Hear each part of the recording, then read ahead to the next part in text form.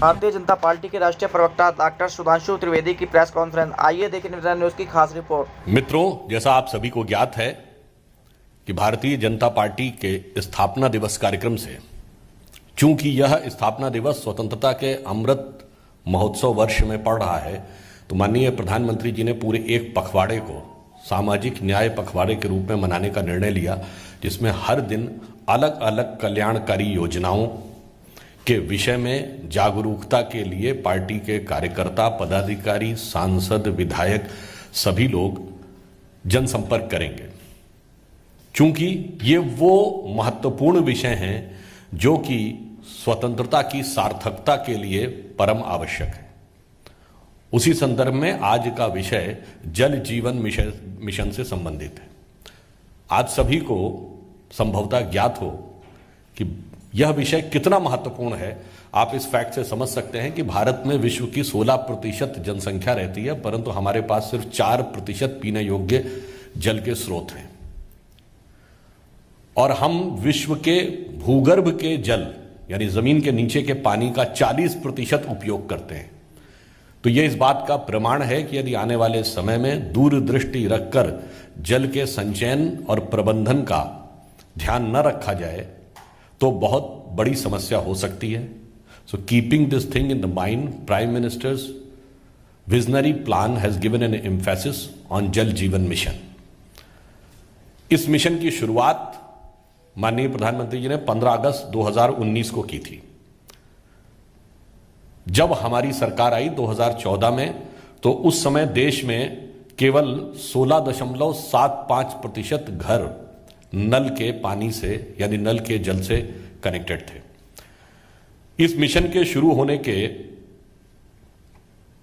2 वर्ष के अंदर ही वह संख्या 48.62% हो गई है, यानी जितने उससे पहले के 67 वर्ष में थे, इन 7 वर्षों में उसके दुगने हो चुके हैं। संख्यात्मक दृष्टि से देखें तो 15 अगस्त 2019 को 3.23 करोड़ घरों में जल था, और 7 अप्रैल 2022 यानी बिल्कुल लेटेस्ट आंकड़े तक 9.4 करोड़ घरों में यानी 9 करोड़ 40 लाख घरों में यह जल पहुंचने में हम सफल हुए। यानी कुल हमने एडिशन 6.15 लाख घरों का किया है इन द लास्ट 2 ईयर्स। 2021-22 में 40,000 करोड़ रुपए जल जीवन मिशन के लिए आवंटित थे। 2022-23 में बजट में एलोकेशन 60,000 करोड़ का हुआ। So the allocation of 60,000 crore rupees in the union budget of 22-23 shows a quantum jump of 50% in one go for this Jal Jeevan mission. This shows our staunch commitment for the cause.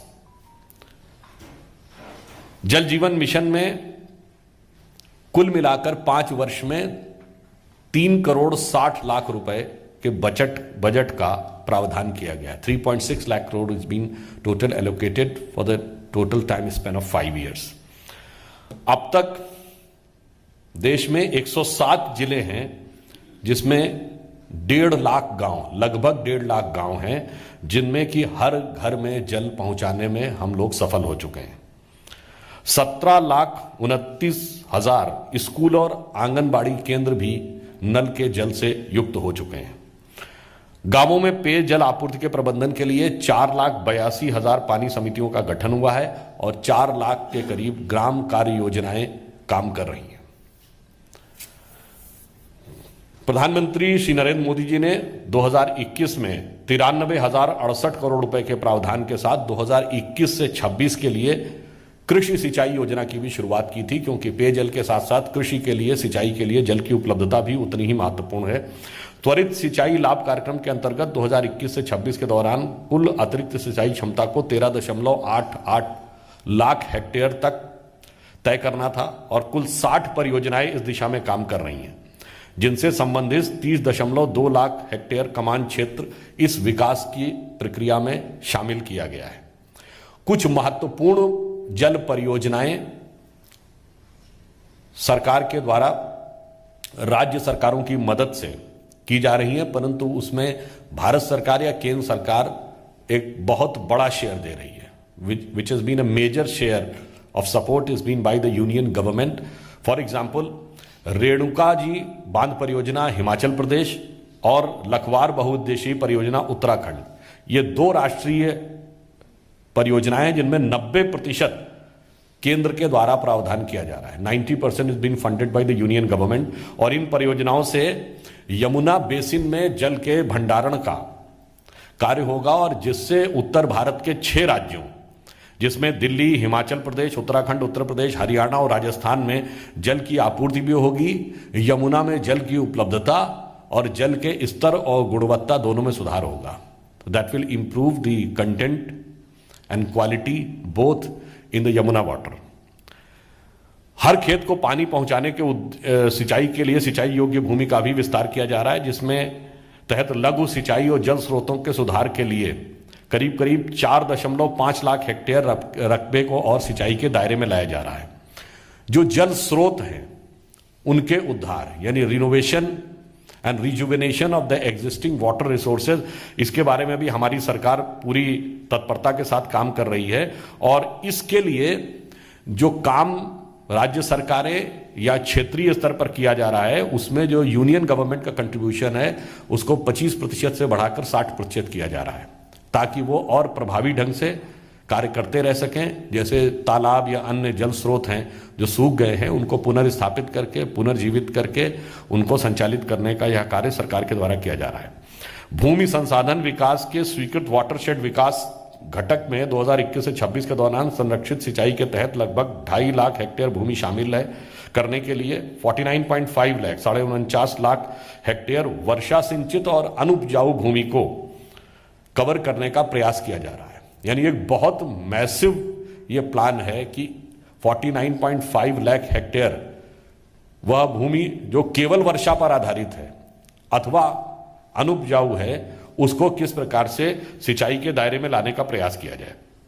इस बार budget में 44,605 करोड़ रुपए Ken Betwa link परियोजना के लिए दिए गए हैं। इस योजना का उद्देश्य से 9.08 लाख हेक्टेयर भूमि सिंचाई के लिए उपलब्ध होगी और 65 लाख लोगों को पेयजल की उपलब्धता सुनिश्चित होगी। और इतना ही नहीं, इससे जो हाइडल पावर भी और सोलर पावर दोनों, तो इसके साथ 103 मेगावाट हाइड्रो पावर और 27 मेगावाट सौर ऊर्जा की उपलब्धता भी सुनिश्चित होगी। और यह बहुत महत्वपूर्ण परियोजना, आपको ध्यान हो कि उत्तर प्रदेश चुनाव से पहले भी प्रधानमंत्री जी ने जब इस योजना का उल्लेख किया था तो उन्होंने इसका महत्व को रेखांकित किया था। इसके अलावा पूरे देश में 5 रिवर लिंक्स परियोजना भी तैयार की गई हैं, जो योजना अपने अंतिम प्रारूप में आ गई हैं और इसमें संबंधित राज्यों से विचार विनिमय चल रहा है। संबंधित राज्यों के साथ सहमति के साथ ही यह परियोजनाएं प्रारंभ हो जाएंगी। वो 5 परियोजनाएं हैं, दमन गंगा और पिंजाल, दूसरी है पार तापी और नर्मदा, तीसरी है गोदावरी कृष्णा और कृष्णा पेन्नार कावेरी। इनके ड्राफ्ट फाइनल स्टेज में है, ड्राफ्ट तैयार हो गए हैं। Draft has been finalised. The negotiation with the various state governments which are falling in these areas is in the final stage. The moment the final settlement will be there, उसी के साथ the funds will be released by the union government. तो केंद्र सरकार के द्वारा जो धन का आवंटन है वो तत्काल कर दिया जाएगा जैसे ही संबंधित राज्यों में अंतिम सहमति हो जाएगी। तो हम लोगों का उद्देश्य ये था कि जल जो अत्यंत महत्वपूर्ण चुनौती आने वाले वर्षों में बनने जा रहा है। आप लोगों ने बहुत सारी बातें सुनी होंगी कि बहुत सारी रणनीतिक नीतियां, the strategic policies in today's even global scenario is being targeted towards the availability, future availability of the water.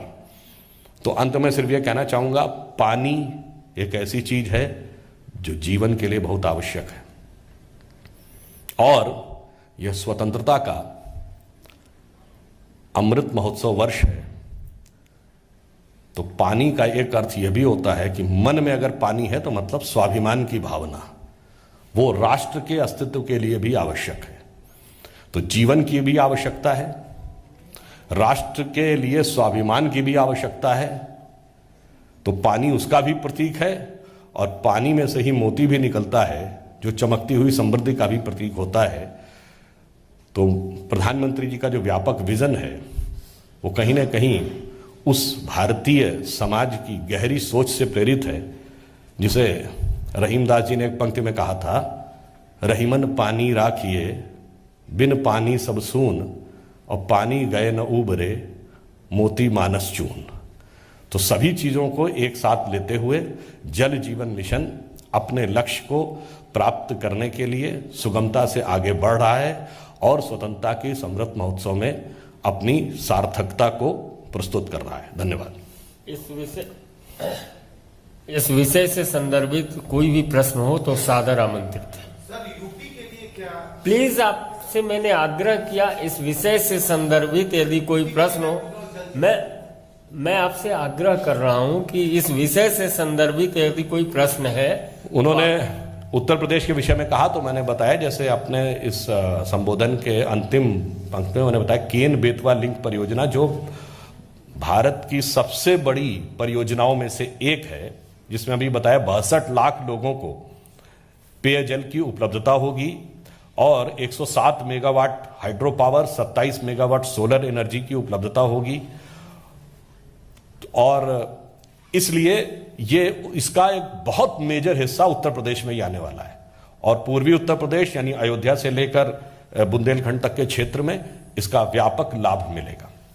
विकास चंद्रा। मेरा है कि ये जो आपने बताया कि 4,82,000 पानी समितियों का गठन देश में हुआ है, कितने गांव अभी तक नल जल योजना से वंचित रह गए और वंचित हैं, तो कब तक वहां तक? इस संदर्भ में मैंने जैसे आपको बताया कि 16% ग्रामीण घर 2014 से पहले थे जो 49.5% हो गए। सरकार का यह लक्ष्य है कि 2024 तक सभी ग्रामीण घर नल जल से युक्त हो जाएं। तो यानी उसके अनुसार लगभग 2 वर्ष का समय। और कोई प्रश्न? केन बेतवा का आपने जिक्र किया है, ये परियोजना लगभग 20 साल पहले पाकिस्तान से हुई थी, अभी तक वो मतलब कई मंजूरी मिलने के बाद हो नहीं पाई। तो बाकी जो आपने नदी जो परियोजना की है, उसमें कितना समय लगेगा? 20 साल एक परियोजना रखते हैं तो बहुत लंबा समय लगेगा। देखिए, उस समय जब हम लोगों की वाजपेयी जी की सरकार थी, संयोग से वह सरकार चली गई और बाद में वह विषयांतर हो गया। परंतु जो हमने बताया, जिन 5 नदी रिवर लिंक्स प्रोजेक्ट्स यानी नदी जोड़ने वाली परियोजनाओं की बात है, इसके विषय में जो ड्राफ्ट रिपोर्ट है वो फाइनल स्टेज में हो गई है। Negotiation with the state governments advance stage में है, क्योंकि आपको पता है कि राज्यों की सहमति जरूरी है, क्योंकि हम लोग यह सुनिश्चित करना चाहते हैं कि चाहे यमुना जल का बंटवारा या कावेरी जल के बंटवारे जैसे दीर्घकालिक विवाद जो 3-3 पीढ़ी से चले आ रहे हैं, इस प्रकार के विवाद ना हो। इसलिए योजना को अंतिम प्रारूप देते समय ही राज्यों के साथ अंतिम सहमति हो जाए, तो वो अंतिम चरण में है। और जैसे ही मैंने जैसे बताया कि जैसे ही वो राज्यों में सहमति पर मोहर लग जाएगी, तुरंत संबंधित राशि का विमोचन हो जाएगा।